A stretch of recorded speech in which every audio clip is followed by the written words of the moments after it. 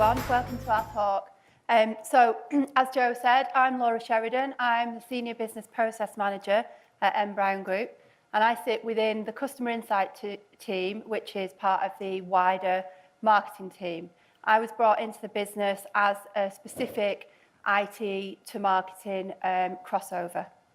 And I'm Webb. I work in the IT team, platform team, and I look after all the front-end websites.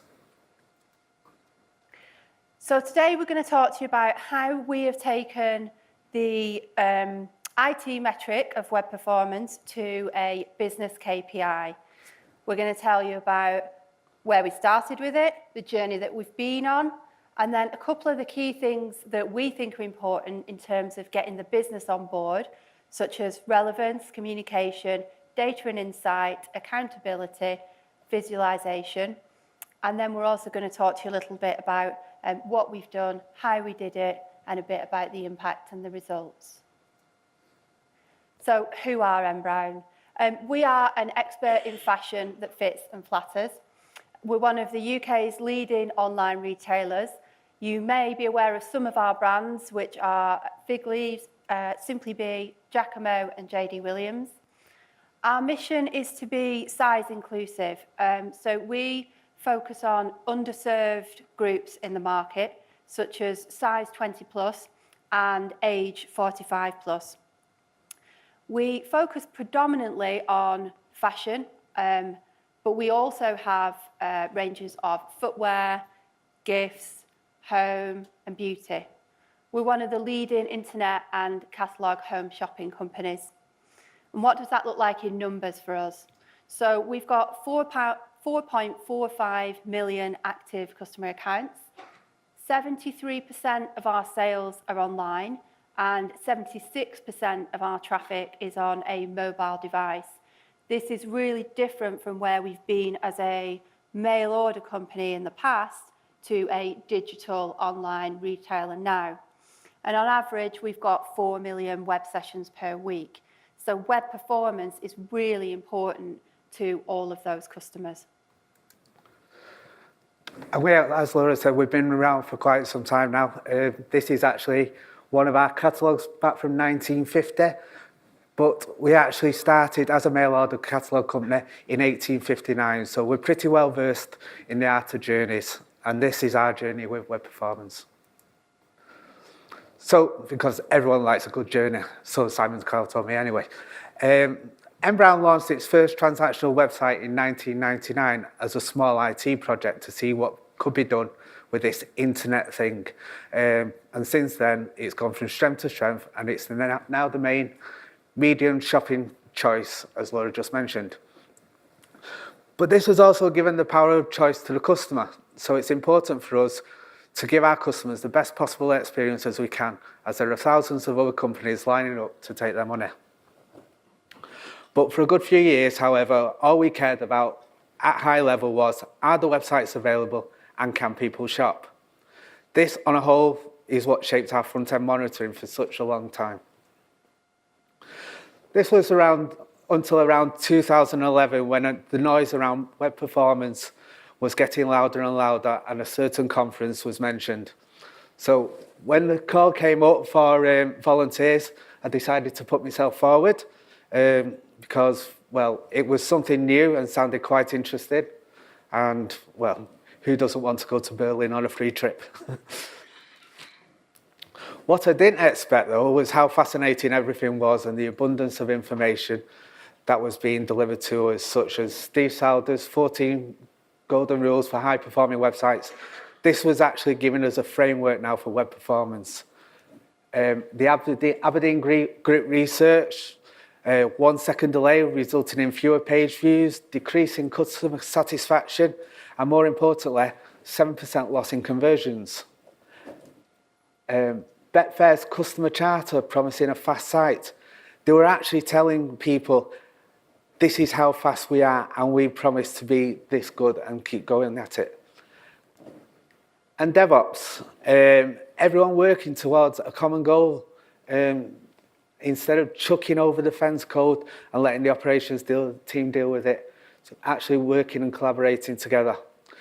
So in the end, I didn't get to see much of Berlin after all. So the things that we did. So I came back just raring to go with plenty of enthusiasm on ideas how to make the customer's experience better. So over the years, we've done a number of things, including implementing a CDN. I know it sounds silly, but at that time, the operations team wanted to do it themselves, and they can't, you know, why should we let someone else do something that we want to do? They're techies after all. But now they see it as a strategic part of the infrastructure. Combining CSS and JavaScript files, we've actually just started uncombining as well, believe it or not, for HTTP2, and we are seeing some positive results. Remove duplicate scripts, sounds like a no-brainer, but there was so much technical debt in the code base, we actually had to launch a project on its own just to get rid of it. We purchased an FEO device. I believe we was one of the first companies in the UK to buy a strange loop on-premise front-end optimization tool. It promised to do a number of weird and wonderful things behind the scenes, so what we couldn't do immediately, they would do the job for us. And we asked to get the business involved too. At the time, our marketing director helped us with this by actually putting a size budget on the homepage. And if they managed to go over this budget, he wanted them in their office, and I have a pretty good reason why. Because we knew that there was an impact, especially on first pages. But all this was done in blind faith. We knew the theory was there, but out of 10 million pages, we're actually monitoring 30 pages synthetically, which brought us on to our next step in monitoring, which was run. So as you can see, there was a wealth of data being delivered, but it was still just an IT metric. But having me in the business being a link between IT and marketing and design and the rest of the business, this is where we could see a huge benefit on bringing them on board on our web performance journey. So the challenge was to make the business understand the importance of web performance, and more importantly, how they could directly impact this. We began using the run data, and it gave us an opportunity to use that information to make it relevant to the business audience. This was predominantly done in the first instance with the what-if analysis.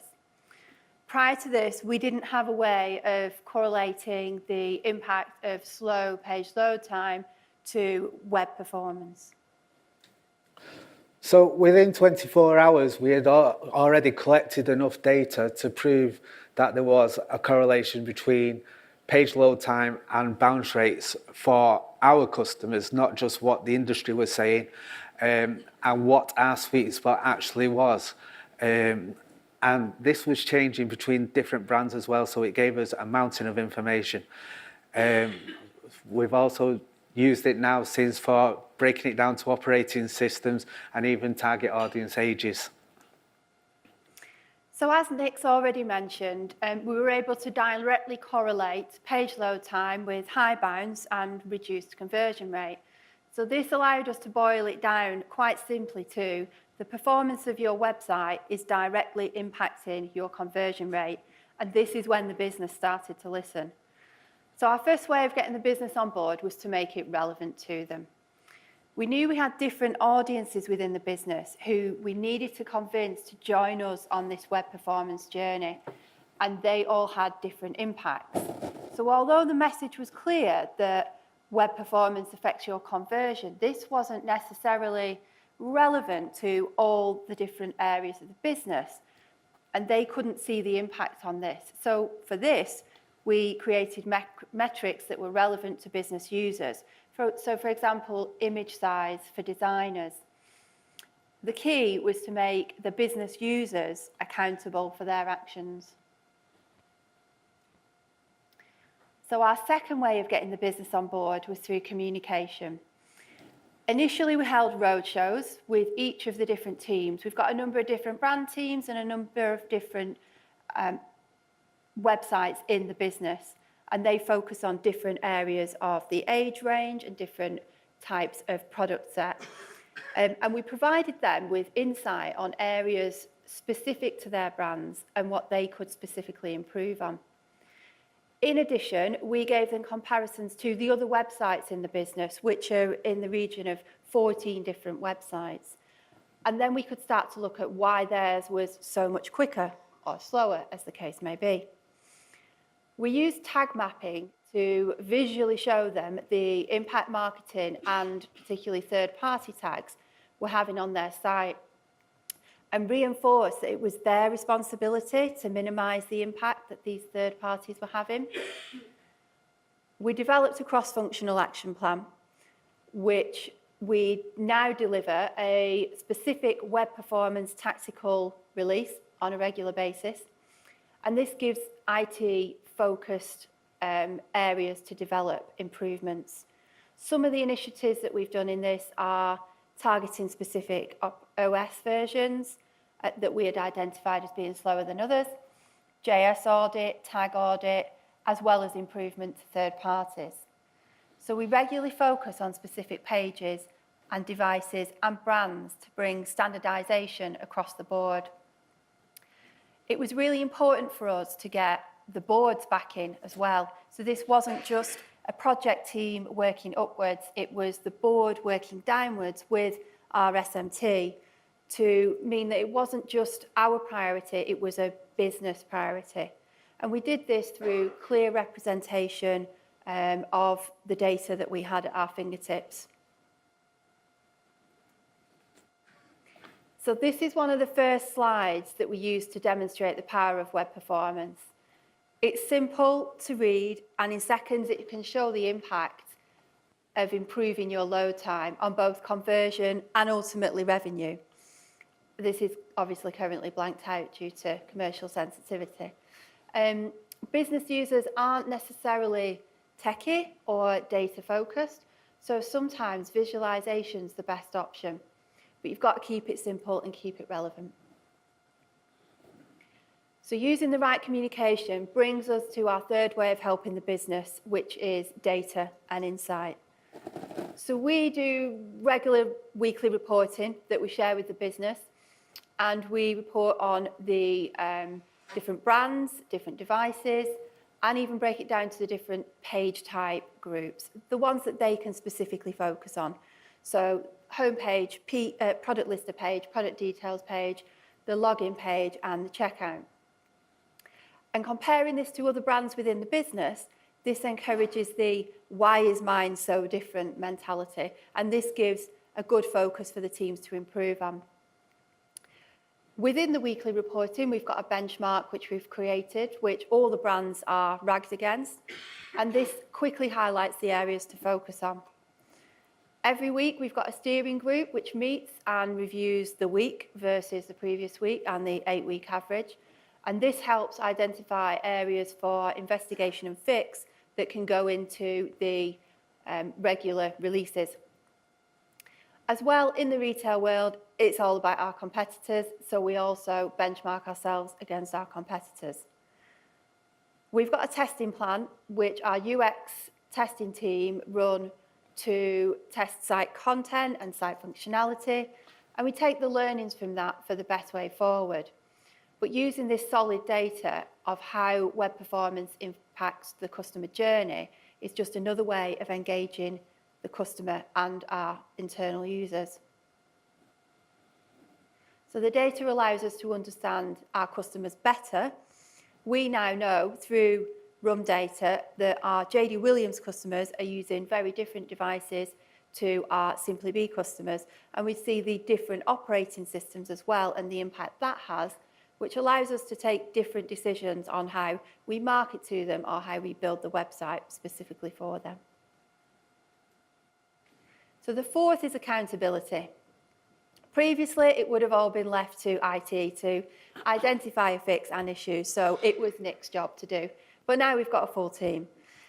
So we broke it down into who can influence what by team. So we gave the marketing team specifics on what they can impact. We gave the design team specifics on what they could impact, and the web development team as well. focusing really on tags, content, design and functionality of the site. So we developed objectives as well for each area of the business with specific outcomes that they could impact. So for design, the size of the images and the weight of the pages. And we've got objectives in the marketing director's annual objectives right down to ours. So this really is focused across the business. We developed a tag governance framework. So using tag visualization and audit of the tags, we were able to improve and remove third-party tags that weren't being used and reminded third parties of the impact of fourth-party tags, which obviously moving to GDPR very shortly is quite important. And we also developed a new governance process for implementing new tags to the site. This gives us accountability to the users who request the tags and also an audit trail as well. There were times prior to this that there were tags on our site that had been there for 3 years for a campaign that ran for 1 week and no one had ownership of it. So it was important for us to get hold of this. And finally, visualization. So if you've already seen, the what-if analysis was a great way to visualize our point that the site speed impacts conversion and revenue. In addition to this, we had, with our varied audiences, we had different ways of talking to each of those about the impact of performance.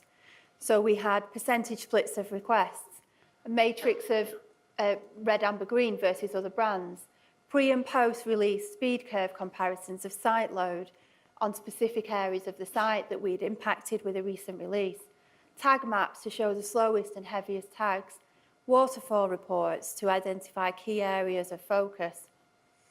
Having multiple options at our disposal makes it relevant to the users, but we do need to keep it simple because one user doesn't need 4 different ways of seeing the same thing. But the right visualization can do our job for us and provides the insight for users to make business decisions. So how important is web performance to our business? Well, this was a what-if analysis for 7 days, and targeting 1 second can mean a lot of money to us. So what did we do next? So you know how we've got the business to take web performance seriously. What have we specifically accomplished in doing this? This is a snapshot of one of the reviews we did to detail and track the changes that we've made. Some examples of things we've done are we've improved image quality by reducing the quality but maintaining the level of display. This has sped up the load of the images on key pages such as product details page. Through the tag audit we've previously mentioned, we've removed obsolete tags where we previously had hard-coded tags and the same tag in GTM. So we've removed these and any others that were no longer required. We've removed JS blocking scripts. We've completed code refactoring on specific page types that are critical to the customer journey. And we've identified key parts of the site that customers interact with at the beginning of their journey and introduced prefetching on a number of components for subsequent pages. Sorry. So in addition, one of the areas that we spotted from an early stage was Android. I'm sure a lot of people have this problem too. So it's a 48-52 split between iOS and Android, but sales and conversion levels are much lower on Android and the page times are much higher. So after looking at this data, we decided, with the board's approval, to deliver the mobile experience to tablet OS 4 and OS 5 tablet customers who had anything less than a 10-inch display. After deploying these simple wearable device changes, we saw a positive impact on performance and, more importantly, conversion levels. So now that we've got web performance embedded into the business, we want to move it forward. We need to keep constantly improving. To do this, moving forwards, additional web performance metrics such as time to interact and rage clicks are going to be included in the reports that we deliver. And this gives us a more meaningful picture of the customer's experience. We're in the process of re-platforming our websites to Hybris, And we have a working group specifically focused on making changes to the sites that have already been transferred to take learnings from these and to ensure that when other sites move over, they're as quick as possible and as they were before. And we've got a weekly meeting with all tech leads and also have a new sponsor in the business in our UX director. So in conclusion, we've moved from having web performance solely as an IT metric to an embedded business KPI. We've focused our efforts on communication and using the data available to drive business understanding. We now have web performance firmly on the roadmap as an entire business, and we're working together to improve it. Although this is the end of our talk, this is just the beginning of our web performance journey. Thank you.